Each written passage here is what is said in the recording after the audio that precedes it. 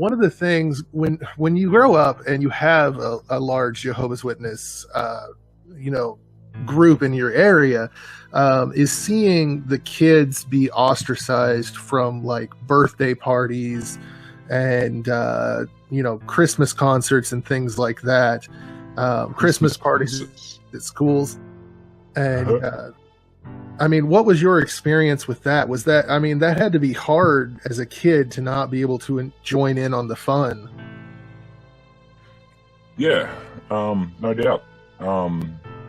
And like I was talking to Fenrir last night, and it was weird because we had the sort of completely different experiences where he was homeschooled, and so for a lot of his years, and so for the disadvantages that come with the lack of education, there being homeschooled, he had the advantage of not having to, and also the disadvantage of not having to get to have a social life, but he had that advantage of not being honestly, bullied by that social group because of being a witness. And I had other things that made it easy to pick on me, so it wasn't just that I was a witness, but it certainly was a major factor there. The worst is when you're in primary school, because that's when it matters. Like once you start getting older, you don't care, or you might start making a few friends, and at least you stop giving a crap about birthdays and Christmas, or Easter or any of them. But as a little kid, it sucks because you've got, like, I still have this little dude. God, how do I explain this? Now, in like grade 1, grade 2, I think I was in grade 2, and how they do the little craft things for Christmas time. Yeah. So, it's the end of the school year, so there's no real schoolwork to do anymore. Well, I don't know how it works actually over there, but this is how it works here. And so we just spend the last day or so just doing activities, and a lot of that is Christmas activities. And so one of them was the kids would get all these craft materials, and they get to make a Christmas tree, so out of felt, and they get to stick all sorts of things on their tree, and that was their thing. The first time we got to use a hot glue gun in grade 2, do you believe it? I don't think they'd let you do that anymore. I remember using it in school, but yeah, I don't think they do that anymore. But no, I was specifically told, like, okay, I can either sit out of the class and do math, basically, or if I decide I can stay here, but I cannot make anything Christmas related. Okay? So I made a little person instead, like cut out a little person, put all beads on him and, all sorts of little things. And I still have it because it always reminds me that I had to, I was the different one. Yeah. I was that one that, whenever, it's the same with all of them. Easter, you get the chocolate hunts or whatever throughout the school. I couldn't do that, and I wasn't allowed to eat the chocolate. It's so pathetic though. It's like, why don't you just get a fucking, a Freddo frog or something for me? Like, with all these other kids eating chocolate, you're really going to have me sitting here, another kid sitting here, just going without, Well, I guess, that means, like, my question for you now, do you celebrate birthdays now? Do you do anything for Christmas or Easter or anything along those lines? For the most part, no. Lately, last couple of years, I will sort of have I'll sort of shout out on Facebook, hey, happy birthday to me, because nobody actually, I never really publish my birthday on Facebook or anywhere really, because, it was never a concern. It was never something I gave a shit about. But nowadays I'm like, hey, happy birthday to me, and I get all these people wishing me happy birthday then. But otherwise it's not, that's not really a party or a celebration. That's just being like acknowledging that it's my birthday. Which is, I mean, in a way, it's a symbol of your newfound freedom and rebellion against your former faith. I mean, just that simple action of saying, "Hey, it's my birthday." I think I've had one real birthday party, and that was, I think it was either like my 18th or 19th birthday, and that was because I'd made a huge group of friends here in the city. We just finished school, so I must have been like 18 or something, and I just wanted. I was at this point where I was having a lot of parties anyway. I was having a lot of people over anyway. I was like, well, hey, it's my birthday, so let's come around and get drunk, you know. But it was not really, you know, a birthday party. There wasn't presents and cake and all that sort of shit. And well, I mean, I want to say happy birthday for all the ones that you missed.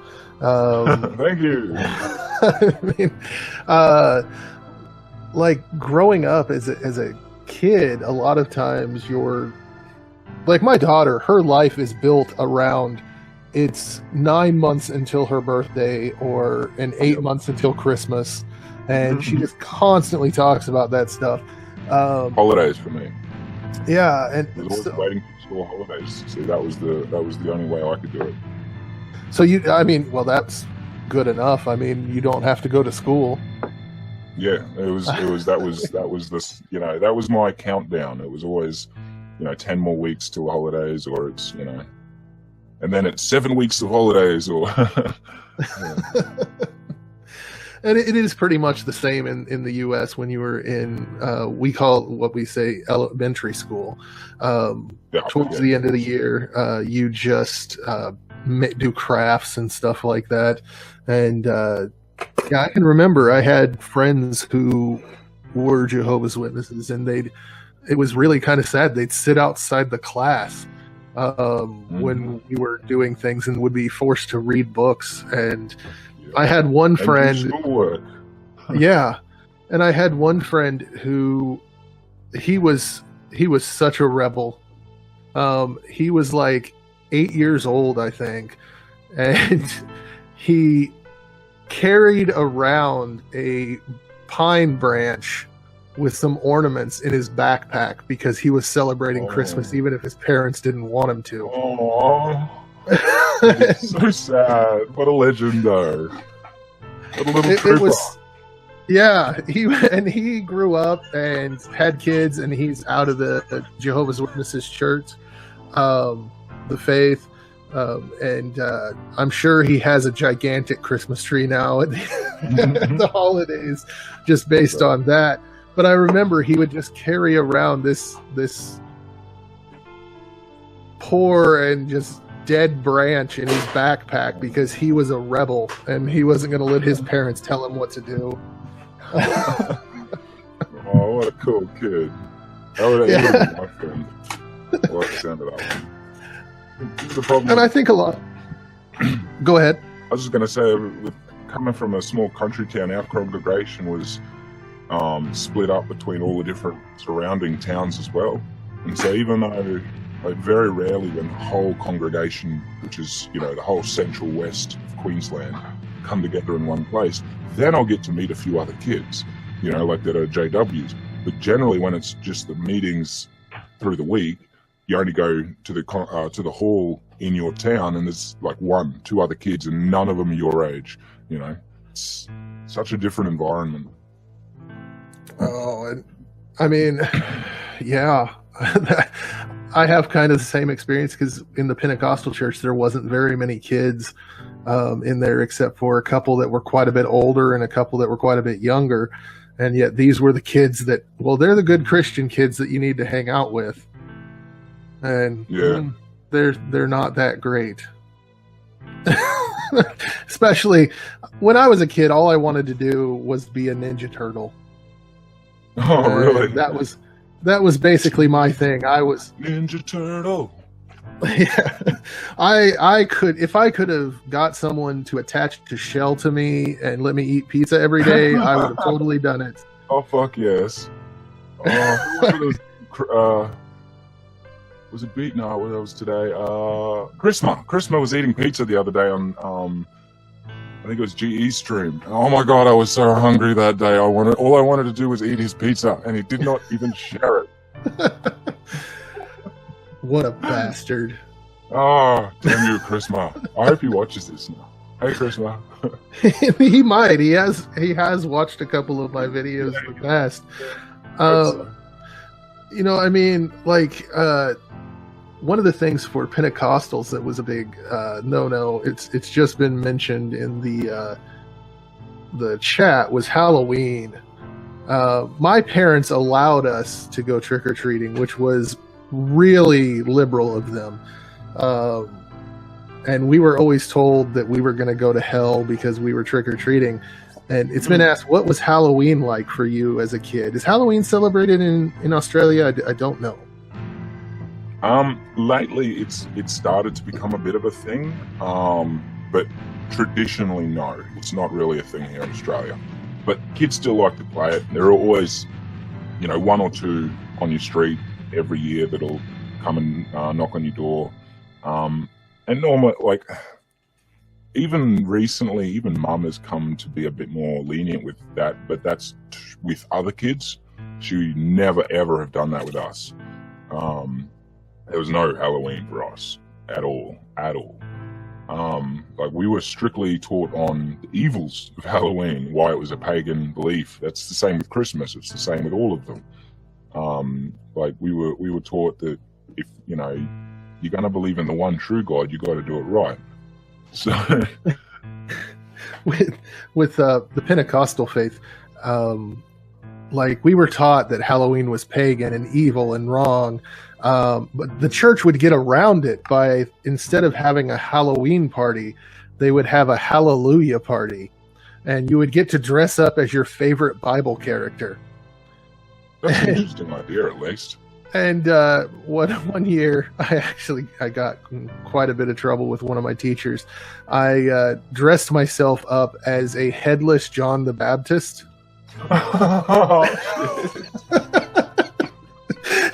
Nice, man. Nice. It was not an appreciated costume, but I thought it was pretty good. I was thinking maybe you dressed up as a Caesar or something, you know, like killing Jesus, or no, that's just good. I had a silver platter, and upon which I had a. Do you know what Tales from the Crypt is? No.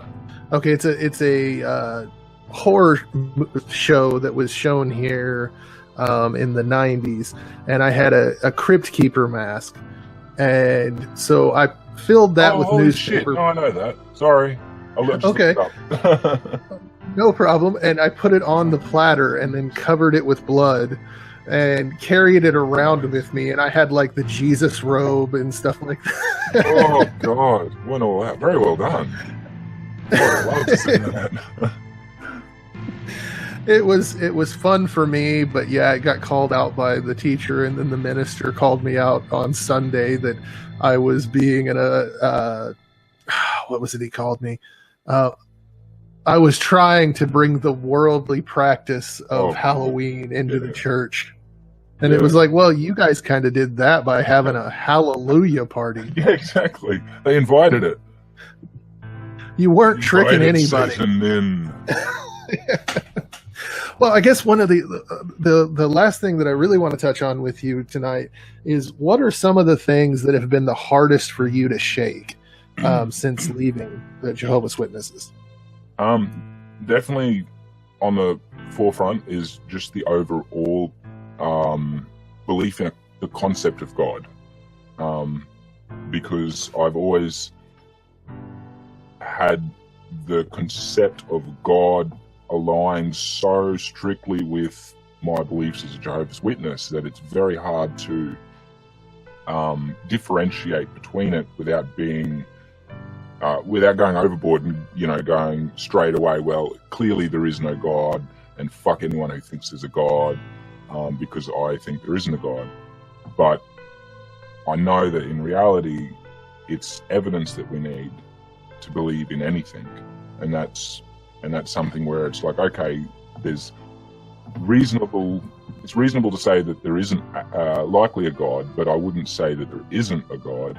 I just know it's not the JW God, and that's the hard bit because I've always lived with that being the same thing. So I'll still have, like, it's still in my mind that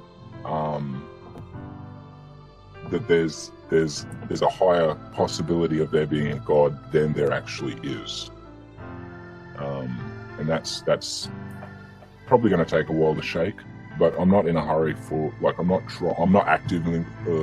aggressively trying to shake it, because I feel that if I do that, I will go too far in the wrong direction and I'll start spewing shit, basically. Like, I'm happy taking it slow. I think it's important to take it slow as you need. I've told a lot of people, I've been an atheist for about 5 years now. And it took me several years to get past my anger stage, to the point that I can even talk about religion in a way that's coherent, really. And so I've reached the point where there are most things I've been able to shake pretty well.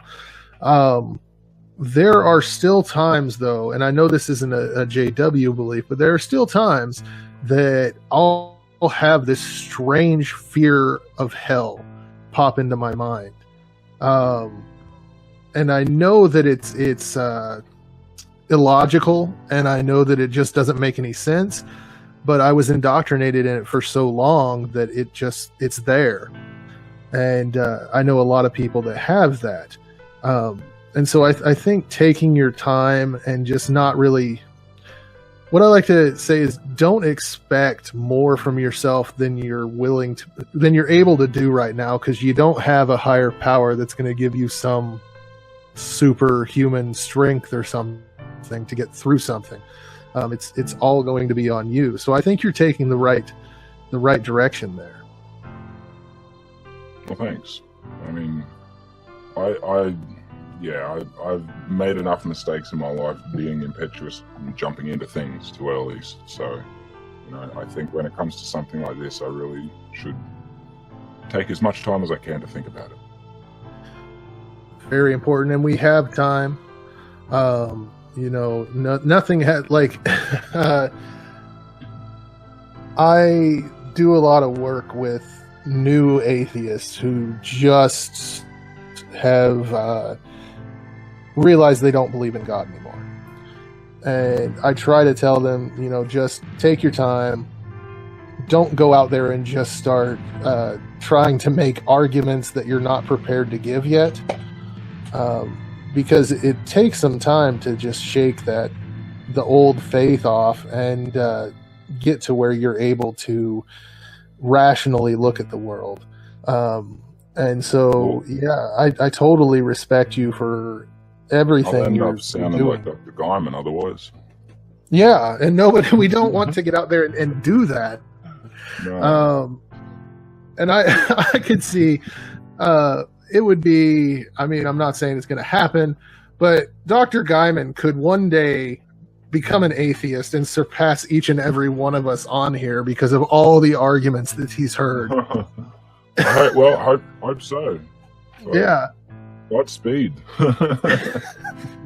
Well, before we go ahead and end this, I would like to give you the opportunity to shout out any other channels that you would like to at this point. Because one of the main things that I like to do is promote new channels that are out there. And so I'd like to give you that opportunity as well. Okay, well, number one has got to be Fenrir the God Eater, because he's my brother from another mother, and he deserves many, many more subs. I mean, there's a bazillion different people that, like, especially on Twitter. I mean, you're a legend for being able to push all the different little fellas like me on Twitter. But a legend. Yeah, man. Like you're doing God's work, so to speak. That went from feeling really good to hurting a little bit. Sorry. No, you're doing really good though. Like I don't even know how. Like, I tried to do something like that, make a list the other day, and I just didn't know how to put it all together yet. So I really love the work that you do, pushing all of us little guys, because it makes a difference for us. But Mac Clark, of course, always, he needs more subs. And he's just awesome. He's so fun to just sit down and have a drink and listen to.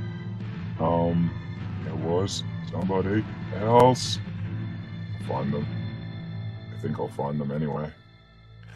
Well, while you're thinking of that, yeah, Matt Clark and Finn Rear are both awesome people. Both of them were some of the first subscribers on my channel, actually. They were in the comments and just chatting me up. And then I found out that they had channels, and so I can't recommend them enough. It's been mentioned in the chat, An Atheistic Snail's Journey. Definitely awesome. Yeah, definitely. Skeptic Pork is awesome. Black Sofa, which is one of the hardest... Anti-Ordinary, yes. She is great. I had a great chat with her earlier today. You were probably asleep, so you'll want to go back and check that. I'll have to go and check it out. Yeah. No, one of the things that has really been instilled with me since joining the atheistic community on YouTube is just the idea of paying it forward. And, if somebody gives you a shout out and you grow a little bit, then, give somebody else a shout out that's smaller than you. And just keep passing it forward. That's pretty much the thing that they were talking about last night for me on the, I think it was GE's Faithless Forum video. I think it was his. I don't know who actually uploaded it, but it was the guys that went to that were having a chat about it, and they were saying the same sort of thing, how they were seeing a lot of the smaller YouTubers that are starting to come up pretty much immediately are shouting out the smaller ones again, and it's just all paying it forwards, and that's really the way to build up this community and try and actually get us somewhere. Yeah, and before I forget, Mrs. Snarky, you are awesome as well. Of course. Hey, Mrs. Snarky. Join us in the chat. Beige, Purple Rhymes with Orange. I love that name, Purple Rhymes with Orange. I do. Purple Rhymes with Orange is one of the funniest names as well out there. One of the things that I'd like to get out there is anything that you can do is important. If you can create a channel, that's awesome. If you can create a blog, that's awesome. If all that you really feel comfortable with doing is sharing and liking videos, that's awesome as well. YouTube has a pretty bad algorithm when it comes to atheist content. And I don't like us at all. Yeah, it does not pop up in a lot of searches. It is hard to find these channels, and so if you are sharing it on Twitter or on Facebook, you're immensely helping, especially smaller content providers. But you're also helping the bigger content creators as well. And NotJah Witness, I have really, from the very first video I watched of you, I've enjoyed your content. Thank you. And one of the things that I want to make sure people know is I never promote a channel that I don't truly enjoy what they put out there. And so if you have been on my list or you have been, if I've tweeted about you, it's because I truly love what you're doing out there. Aww, I really appreciate that, man. And it goes the same way. Like I just generally don't find the people that I don't like to watch on the regular. So, I just got to start doing more of the sharing thing. I haven't quite gotten around to it all yet. Well, just anything that you can do, and what you're already doing is awesome. I know that like Casey and Shannon Q are talking about you, and Godless Engineer and all those people. They love your content just as much as I do, and you're doing amazing. And so just keep it up. I definitely will. It's not much that's going to stop me now. Awesome. Well, guys, thank you for watching. I'm sorry for the technical issue that we had because I'm a moron and hit the stop broadcast button. So there is a part 1 that you can find on the channel as well. So I will go ahead and end this now. Thank you, everybody, for watching. Is there anything else you'd like to leave us with? No, thank you very much for watching. I'm on the Twitter and the Facebook at NotJah Witness, so check me out and sub me and all that shit. Yes. Thank you.